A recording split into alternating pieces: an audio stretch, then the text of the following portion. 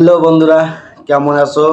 আজকে আবার তোমাদের সামনে আহ, নতুন করে দরদ সিনেমা নিয়ে কিছু কথা বলবো।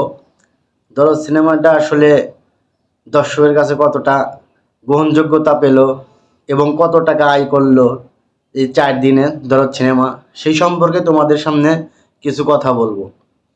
দরদ সিনেমা যেমন রহস্যময় ঘেরা এবং একদিকে রহস্যময় ঘেরা এবং অন্যদিকে শাকিব খান এবং সোনাল চৌহানের কেমিস্ট্রি বা রোমান্টিকতা, সেই সম্পর্কেও কিছু কথা বলবো। দরদ সিনেমা 4 দিনেই রেকর্ড পরিমাণ আয়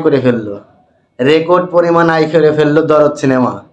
আর দর্শকের যে একটা ঈদের আমেজ, সেটা এই ঈদ ছাড়াও শাকিব খানের নতুন সিনেমা দরদ সেটা দেখিয়ে দিল যে ঈদ ছাড়াও শাকিব খানের দরদ সিনেমা কেমন চলছে, বা ঈদ ছাড়াও যে শাকিব খানের সিনেমা ঈদের মতো আমেজ পেল, সেই সম্পর্কে আর বলার কোনো কিছু নেই। কারণ দরদ সিনেমা অলরেডি দেখিয়ে দিয়েছে যে ঈদ ছাড়াও শাকিব খানের এই নতুন সিনেমা দরদ অনেক ফ্লপ করবে, এবং যেটা শাকিব খান এবং সোনাল চৌহানের যে সোনাল চৌহানের যে চরিত্র, শাকিব খানের যে চরিত্র, সেটার মাধ্যমে এই চরিত্রগুলো শাকিব খান ছাড়া অন্য কাউকে দিয়ে আশা করা যায় না। দরদ সিনেমা আসলেই একটা সুন্দর এবং রোমান্টিক সিনেমা। এখানে শাকিব খানকে সাইকো চরিত্রে অভিনয় করে দেখা গেছে।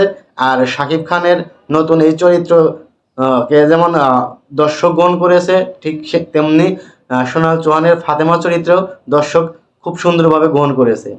তো 4 দিনে দরদ সিনেমা রেকর্ড পরিমাণে আয় করে ফেললো। এবং এই সিনেমা আসলে একটা রোমান্টিক অ্যাকশন মুভি, যেটা না দেখলে বোঝা যাবে না। তো সবাই ভালো থাকবেন, সুস্থ থাকবেন। আমার চ্যানেলটিতে নতুন হয়ে থাকলে সাবস্ক্রাইব করবেন। দেখা হবে আবারও অন্য কোনো একটা ভিডিওতে। সে পর্যন্ত সবাই আমার চ্যানেলটির পাশে থাকবেন। আল্লাহ হাফেজ।